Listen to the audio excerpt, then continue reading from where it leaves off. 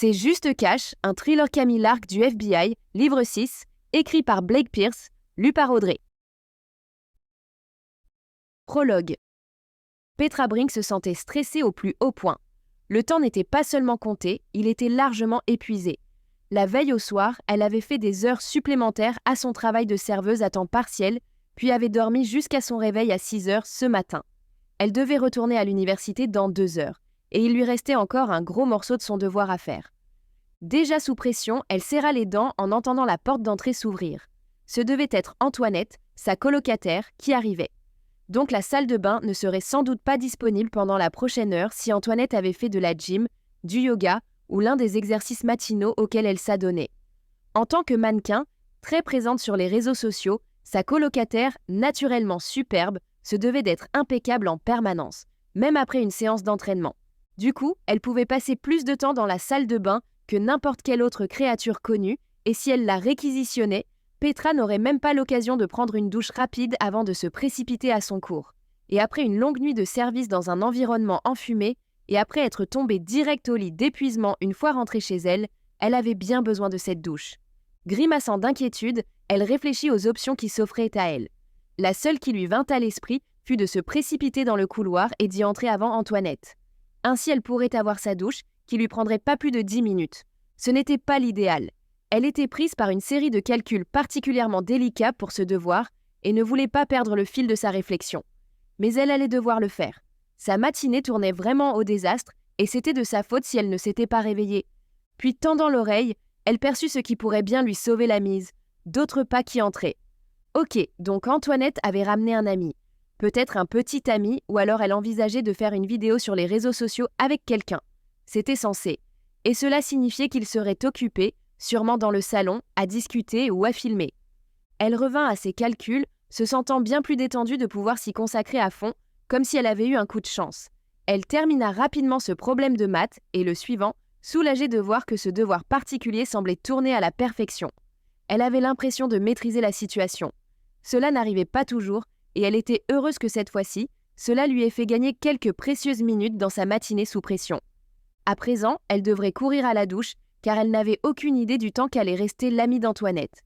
Mais en tendant de nouveau l'oreille, Petra réalisa quelque chose d'étrange. Elle n'entendait aucune voix. Était-il venu et reparti ?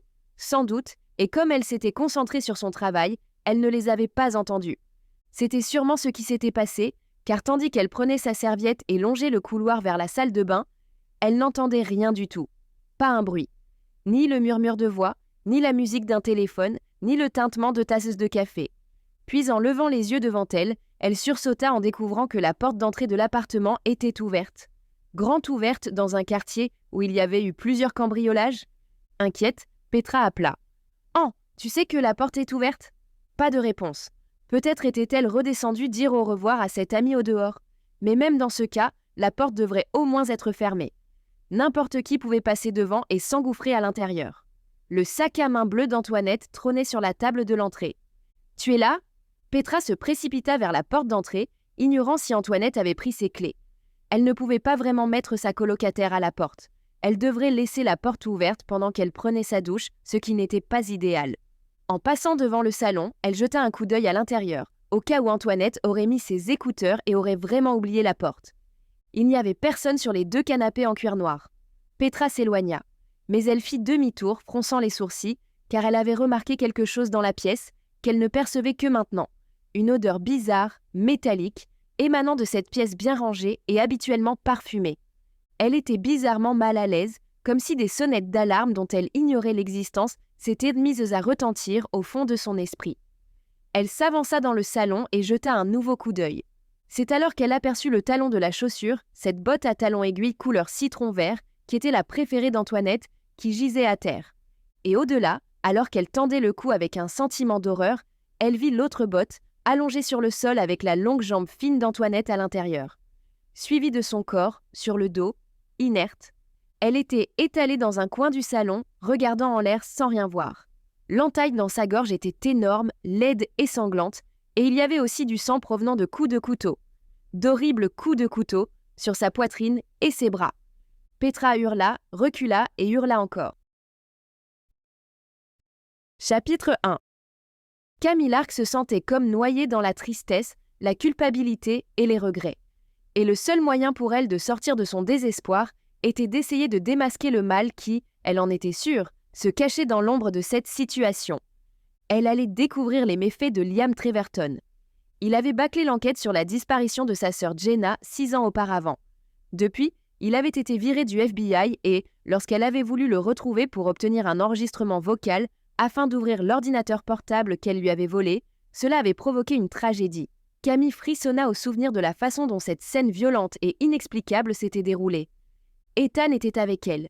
Il l'avait accompagnée au bar louche où elle avait déniché Liam. Il l'avait reconnu.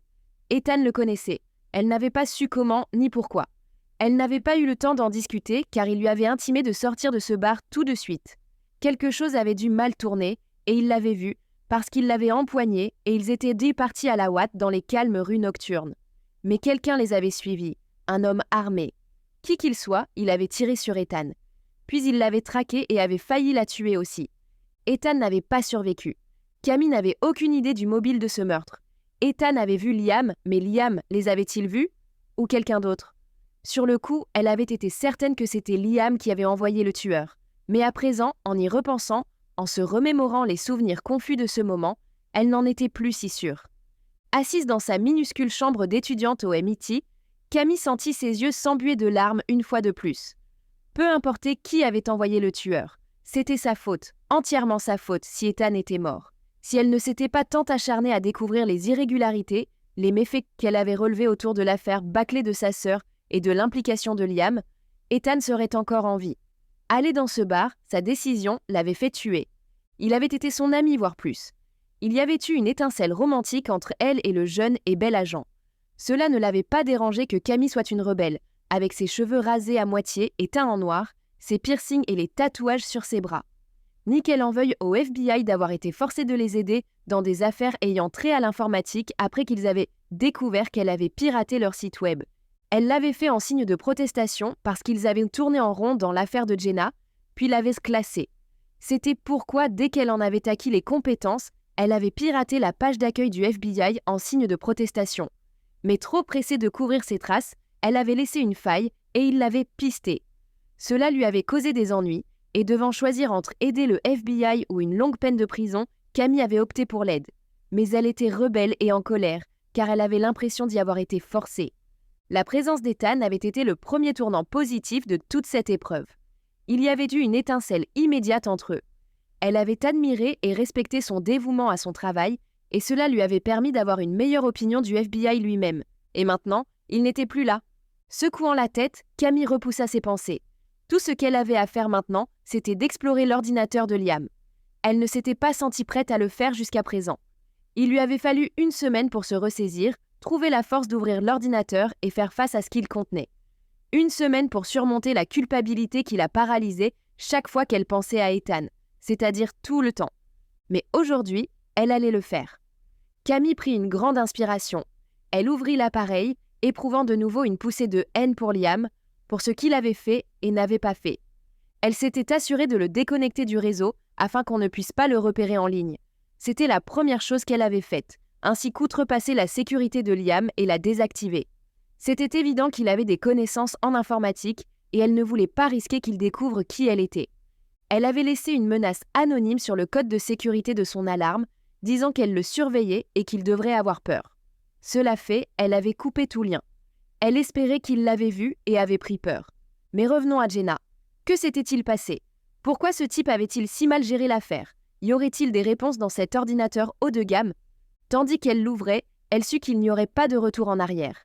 Elle était déterminée à découvrir ce qui était arrivé à sa sœur, et allait faire en sorte que Liam réponde de ses actes. Alors, où trouver des réponses? Camille commença par parcourir les dossiers qu'il contenait. Elle ne s'attendait pas à des solutions rapides ou faciles, mais elle avait codé quelques hacks qui pourraient l'aider à accélérer ses recherches. Des hacks qui chercheraient les mots-clés « Jenna Lark et personne disparue ».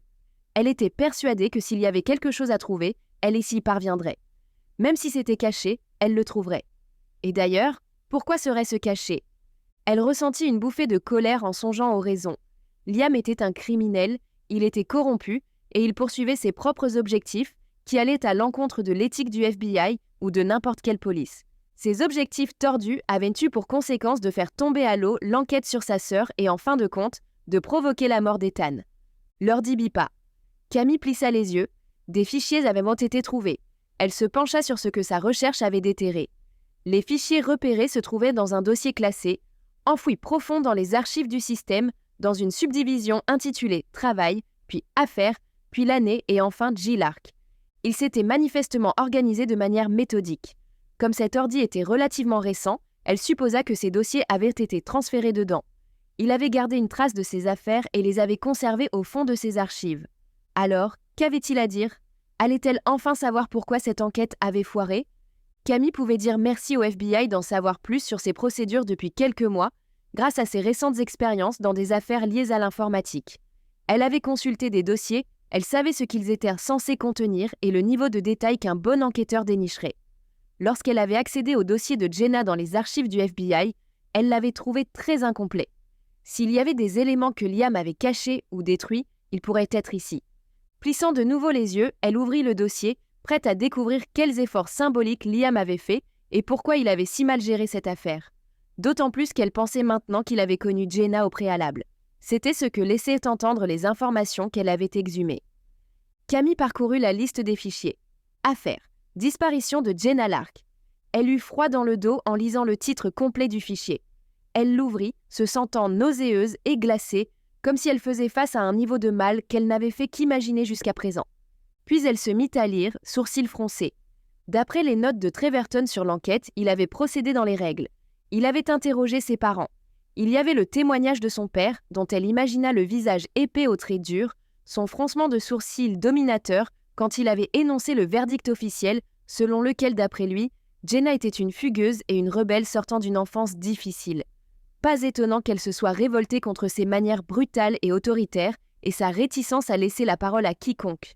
Mais Liam avait bien fait son boulot, du moins au début, pour ce que Camille en savait. Ce qui la surprenait. En fait, une grande partie de son enquête ne figurait pas dans le fichier qu'elle avait consulté dans la base de données du FBI. Il avait interrogé plusieurs de ses camarades d'école, ainsi que ses professeurs. Il était allé questionner les voisins. Il avait demandé les enregistrements des caméras situées aux 2 coins de rue les plus proches dans le quartier. Il s'était penché sur d'autres cas de personnes disparues dans la région au cours des 2 années précédentes afin d'identifier des similitudes. Il semblait avoir travaillé dur sur ce dossier. Camille était complètement désorientée. À quel moment cette affaire était-elle partie en vrille? Et pourquoi un logiciel de traçage et destruction avait-il contaminé le fichier dans les archives en ligne du FBI?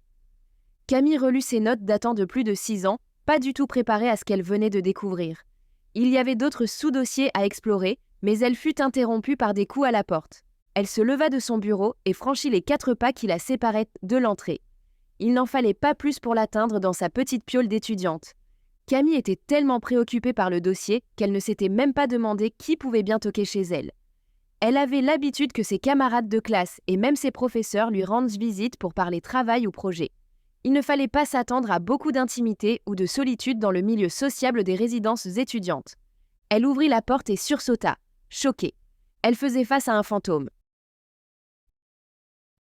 Chapitre 2. Pendant un instant de stupéfaction, Camille crut que c'était Ethan qui se tenait là. La ressemblance était frappante, même ossature, même yeux noisettes étincelants, même hauteur et largeur d'épaule, même mâchoire carrée et volontaire, et même regard franc, comme s'il était un mignon boy scout, bien élevé et déterminé. Elle eut l'impression d'avoir reçu un coup de poing dans le ventre. « Camille Lark » demanda-t-il. Même voix. Elle le dévisagea, les yeux picotants de larmes. « Je suis désolé, » dit-il en fronçant les sourcils. « J'aurais dû vous prévenir, j'imagine. Je suis Kieran, le frère cadet d'Ethan. » Camille ne put empêcher ses larmes de couler tandis qu'elle le fixait. Les souvenirs surgissaient, déchirant des zones douloureuses en elle. Secouant la tête, elle s'aperçut qu'elle n'arrivait pas à prononcer un mot. La seule pensée qui tournait dans son esprit était qu'elle avait causé la mort de son frère. Kieran s'avança et lui tendit un Kleenex sorti de sa poche. Elle hocha la tête et le prit pour s'essuyer les yeux. « Excusez-moi » dit-elle d'une voix tremblante. Elle recula, fit signe à Kieran d'entrer et referma la porte derrière lui. Il n'y avait qu'une seule chaise dans la pièce, coincée derrière son bureau. Camille désigna le lit et Kieran s'y assit. Elle fit de même, ayant l'impression que ses jambes ne pouvaient plus la soutenir. Elle repensait aux conversations qu'Ethan et elle avaient eues lors de leur rendez-vous. Il avait évoqué son petit frère, de 2 ans son cadet, avec un sourire. Il est étudiant en ingénierie à l'université de Boston. Un gars génial, bien plus intelligent que moi. Maintenant, elle était assise sur son lit avec ce gars génial qui n'avait plus de frère, à pleurer toutes les larmes de son corps de chagrin et de regret. « S'il te plaît, arrête de pleurer. Comment pourrait-elle s'en empêcher ?» Camille n'arrivait pas à réfréner ses sanglots. Kieran tendit la main et lui toucha légèrement l'épaule. « Ça va aller, » dit-il doucement. « Ça va aller. » Camille se rendit compte qu'il la réconfortait, qu'il essayait vraiment de la réconforter. C'en était trop. Elle fondit de nouveau en larmes et Kieran la prit dans ses bras. Tous les pleurs que Camille avait refoulés s'épanchaient, ainsi que sa culpabilité et sa tristesse. Kieran la tint dans ses bras, sans rien dire, jusqu'à ce qu'il se tarisse. Enfin, elle se dégagea de lui et s'essuya les yeux. « S'il te plaît, ne pleure plus, » dit-il. « Sinon tu vas me faire pleurer aussi, et je ne suis pas venue pour ça. » Camille se mordit l'intérieur de sa joue. Cela lui fit un mal de chien, mais au moins cela la distrayait de son chagrin. « Qu'est-ce qui t'amène » s'enquit-elle d'une voix rauque et hoquetante. « Je suis venue m'assurer que tu vas bien, je suppose. » Kieran la regardait en fronçant légèrement les sourcils. Camille sentit ses yeux se remplir encore de larmes. Il était inquiet? Il était venu s'assurer qu'elle allait bien? Elle ne s'y attendait pas et ne le méritait pas. C'était la gentillesse d'un inconnu qui souffrait plus qu'elle, et c'était trop. « Je suppose que la police t'a parlé ?» demanda-t-il. « Oui, en effet. Ils enquêtent sur le crime, en collaboration avec le FBI. Mais on ne m'a pas dit s'ils avaient attrapé le tueur, alors j'imagine que non. Ils n'arrêtent pas de répéter qu'ils y travaillent et espèrent obtenir des résultats bientôt, mais je n'ai rien vu venir. Je me suis beaucoup inquiétée pour toi. » « Pourquoi se soucierait-il d'elle? Il devrait la détester. Elle se détestait elle-même pour ce qu'elle avait fait. Ethan m'a un peu parlé de toi. C'est comme ça que j'ai su où te trouver. » « Ah oui ?» Les larmes perlèrent de nouveau et Camille les essuya prestement. « Oui, il m'a dit qu'il t'aimait beaucoup. Il trouvait que tu étais une fille cool qui allait probablement changer le monde un jour. » Camille n'arrivait pas à croire ce qu'elle entendait. Ethan avait pensé à elle au point de parler d'elle à son frère. Elle voulait poser d'autres questions, mais sa gorge se nouait. « Il a dit aussi que tu étais une bonne personne, qui se souciait des autres et aspirait à les aider. Et que tu étais futée et que c'était pour ça qu'il voulait sortir avec toi. Il te trouvait différente des autres filles. » La voix de Kieran était douce, avec une pointe de tristesse sous-jacente. Tandis que Camille l'écoutait, son cœur se brisait de nouveau. « Je suis désolée, » s'étouffa-t-elle, mais Kieran poursuivit. « Je suis son frère cadet, j'ai toujours eu le sentiment de suivre ses traces. Qu'il me montrait la voie. Il était si intelligent, si concentré. Il était le premier de sa classe à l'université et il a brillamment réussi l'académie du FBI. Moi, j'étais celui qui donnait des migraines à mes parents, qui avait raté sa première année d'ingénierie parce que j'avais l'idée de faire partie d'un groupe de rock. J'étais l'enfant à problème et lui le héros. » La voix de Kieran se fêla et Camille sentit son cœur se briser encore. « Donc, je veux dire, je voulais m'assurer que tu allais bien, et plus que ça. » Il la dévisagea et il y avait maintenant une étrange intensité dans ses yeux qui la fit sourciller. « Qu'est-ce que tu veux dire ?» Camille éprouva soudain la sensation qu'on lui avait pelleté de la glace dans le dos. « Je ne sais pas si Ethan t'en a parlé, » reprit-il. « Parler de quoi? Qu'est-ce que tu racontes? Qu'est-ce qu'il était censé me dire? Il m'a raconté que votre oncle s'était fait tirer dessus il y a des années, alors qu'il allait être témoin à charge après avoir travaillé avec quelqu'un qui avait été arrêté pour blanchiment d'argent, et que c'était ce qui l'avait poussé à rejoindre le FBI. Mais c'était il y a des années, et d'après lui, les méchants sont toujours en prison. Il avait évoqué son passé un soir alors qu'ils revenaient d'un concert de rock dans un bar local. Était-ce de ça que parlait Kieran? Ce dernier soupira et fixa Camille. Elle chassa ses larmes en clignant des yeux et lui rendit son regard. « Ethan essayait de découvrir quelque chose, » déclara-t-il. « Quoi, une enquête ?» Alors même qu'elle prononçait ces mots, elle devina que ce n'était pas le cas. Ce n'était pas ce qu'il avait dit. Non, c'était différent. C'est quelque chose d'autre sur quoi il était tombé par hasard et qu'il essayait de démêler pendant son temps libre. Il était sur le point d'en savoir plus. J'ignore ce que c'est, mais je crois qu'on a voulu l'écarter du chemin. Camille le regardait, consternée, tandis qu'il continuait à parler. Un soir, il y a 1 mois environ, on était dans la rue, lui et moi, en train de rentrer chez nous, quand une voiture s'est arrêtée et son conducteur s'est mis à nous canarder. On a tous les deux bondi à couvert. J'ai eu la peur de ma vie, mais on n'a pas été blessés. Sur le moment, j'ai cru que c'était un voyou ivre, hors de contrôle. Mais après coup, Ethan m'a dit qu'il pensait avoir été visé. Quelqu'un l'avait pris pour cible. Camille eut le souffle coupé tandis qu'elle intégrait cette nouvelle. Kieran se passa une main fébrile dans les cheveux. « Camille, j'ignore sur quoi il était, Mais à mon avis, tu devrais être prudente. Si on a voulu le mettre hors d'état de nuire, on pourrait vouloir se débarrasser de ses proches à qui il aurait pu parler de ce qu'il faisait. Je ne veux pas qu'on s'en prenne à toi. » Camille secoua la tête, complètement prise au dépourvu. Elle avait cru que tout cela était de sa faute. Après tout, c'était elle qui avait suggéré d'aller dans ce bar. Or, c'était un bar louche, réputé être fréquenté par des gens peu recommandables. Sans doute un bon lieu de rencontre pour ceux qui font des choses pas reluisantes. Là-bas, Ethan avait reconnu Liam, et il avait prestement fait sortir Camille de là. Liam l'avait-il vu, ou était-ce quelqu'un d'autre qui avait repéré Ethan? Camille aurait aimé pouvoir comprendre ce qui s'était passé. Quoi qu'il en soit, ils avaient été suivis par un homme armé. Était-ce le même qui avait croisé Ethan et son frère un mois plus tôt? Ce tueur aurait pu aussi bien la viser elle, mais c'était sur Ethan qu'il avait tiré en premier dans cette rue. Camille s'en rendait bien compte. Donc peut-être l'avait-il visé d'abord parce qu'il avait déjà essayé et qu'il était sa cible. Camille n'était que sa partenaire, qui devait elle aussi être éliminée. C'était ce qu'elle en concluait maintenant. Tout cela lui faisait tourner la tête. Elle ignorait que la vie d'Ethan était en danger avant même qu'elle le rencontre. Il enquêtait sur quelque chose. Officieusement, bien sûr. Et il avait reconnu Liam. Tout cela était important, mais elle était bien trop choquée pour pouvoir assembler les pièces du puzzle. À ce stade, elle ne savait même pas si elle s'emboîtait.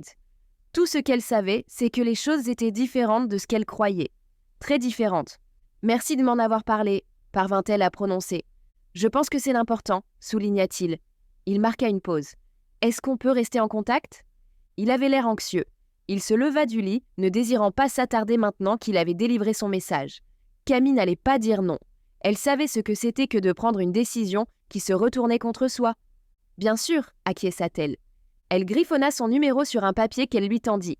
Il en déchira la moitié inférieure, y écrivit le sien et la lui rendit. Camille mit la feuille déchirée sous le verre d'eau vide sur son bureau. « Merci, » dit-il. « Prends soin de toi, d'accord ? Toi aussi. » Il s'en alla et Camille resta assise, l'esprit tourbillonnant, incapable de saisir toute l'ampleur de ce qu'il avait révélé et ce que cela signifiait. Il lui faudrait bien toute une journée pour l'assimiler, mais elle ne l'avait pas, car la sonnerie de son téléphone interrompit le maelstrom de ses pensées. C'était Connor, son patron au FBI, et Camille sut, le cœur battant, que cela signifiait du grabuge en perspective. Chapitre 3. Connor, lança Camille. Elle se reprit rapidement et fit de son mieux pour paraître normale. Elle ne voulait pas qu'il sache qu'elle avait pleuré. Pour l'instant, elle devait donner l'impression d'être calme, de se contrôler. C'était ce que Connor attendait d'elle, et s'il devinait que quelque chose n'allait pas, il lui poserait des questions. Or Camille ne se sentait pas du tout prête à répondre à des questions après la révélation du passé d'Ethan. « Camille, j'appelle pour savoir comment tu vas. » Elle sia, touchée qu'il se soucie d'elle. Elle était sûre qu'il appelait pour une autre raison, mais sa demande lui prouvait qu'il y avait vraiment un côté plus doux chez cet agent qu'elle avait toujours trouvé si brusque, dur et factuel dans son approche. En fait, Camille découvrait qu'il se souciait beaucoup de ses collègues. Et même si elle n'était cooptée que pour des affaires liées à ses compétences, il semblait qu'il la considérait désormais comme l'une de ses collègues. « Ça va ? Je suis dans ton coin. Je passe devant le MIT dans 10 minutes. Tu as le temps de prendre un café, ou même un petit déjeuner ?» Camille sia de nouveau, estimant que cette journée était pleine de surprises. « Oui, je peux. » Elle n'avait pas cours aujourd'hui, à part un cours magistral qu'elle avait déjà suivi et qui s'était terminé à 9h. « Ce bar en face du campus, on se retrouve là-bas ?»« D'accord, » acquiesça-t-elle. Il raccrocha et Camille s'activa. C'était inattendu. 10 minutes lui laissaient à peine le temps de se passer de l'eau sur la figure, d'enfiler un t-shirt propre et un jean à la place du jogging qu'elle portait et d'attraper sa sacoche contenant son téléphone et son ordinateur. Ce devait être une nouvelle enquête, sans doute. Il devait avoir besoin de son avis sur quelque chose. En tout cas, il valait mieux être préparé. Une fois prête, elle sortit, dévala l'escalier, traversa le campus puis la route et entra dans le bar. Connor avait été plus rapide qu'elle. Le grand agent à la mâchoire forte, aux traits épais et aux cheveux bruns grisonnants était assis à une table à l'angle avec 2 menus. Il portait un polo et un pantalon chino et elle devina que c'était une journée décontractée pour lui aussi. Peut-être qu'il prenait un jour de congé en fait. Elle n'aurait pas cru que Connor connaissait ce mot. « Bonjour Camille. » Elle s'assit et il lui présenta les menus. « Café, qu'est-ce qu'il y a d'autre ? Un gâteau ? Un bagel ? » ?»« Café et gâteau, s'il vous plaît, » choisit-elle. « Lequel ? » Elle jeta un coup d'œil au menu. « Celui aux pommes et aux épices. »« Bon choix, je vais prendre le même. » Ils passèrent commande et Connor répéta « Alors, comment ça va ? » « Bien, dans l'ensemble. Quoi qu'il y a des moments où ça ne va pas. Son frère est venu me voir ce matin. C'était dur. De nouveau envahie par la tristesse, Camille était prête à dire à Connor tout ce qu'elle savait. Puis frissonnant, elle se demanda si elle devait le faire. Ethan enquêtait sur quelque chose ou quelqu'un, elle ne savait pas quoi. Cela pouvait être lié à Liam ou à d'autres personnes. Peut-être que Liam faisait partie d'un ensemble plus vaste, quelque chose qui impliquait plus de gens, une sorte de réseau criminel. Si c'était le cas, elle ignorait qui d'autre était impliqué. Elle était sûre que Connor n'était pas au courant. Camille lui faisait entièrement confiance. Mais qui d'autre pourrait en faire partie? Après tout, Ethan avait été victime de 2 tentatives d'assassinat. La seconde avait réussi. Elle-même était peut-être en danger, mais sans en savoir plus, elle ne voyait pas comment l'expliquer à Connor. Il pourrait en parler à la mauvaise personne. Qui savait jusqu'où cela pouvait aller? Elle pourrait attirer l'attention sur elle, laisser entendre qu'elle savait quelque chose, pour finalement voir cette même voiture s'arrêter devant elle sur le chemin de l'université. Elle décida qu'il valait mieux de ne rien dire pour l'instant. Elle devrait lui en parler à un moment donné, il ne fallait pas garder le secret trop longtemps. Mais elle devait réfléchir au bon moyen de le faire. En savoir plus lui serait également bénéfique. La première chose à faire serait de trouver à qui d'autre elle pourrait faire confiance. « Je suis content que Kieran soit venu te voir. J'espère que ça t'a aidé. »« Oui, en quelque sorte. » Il hocha la tête. « C'est pourquoi je voulais te parler. Je sais que tu n'arriveras pas à t'en remettre rapidement. Mais je veux que tu saches que tu n'es pas seul. Tu fais partie de mon équipe et je suis là pour toi, quels que soient tous tes besoins. » Camille sentit de nouveau monter ses larmes, qu'elle chassa en clignant des yeux. Nous espérons que vous avez apprécié cet aperçu.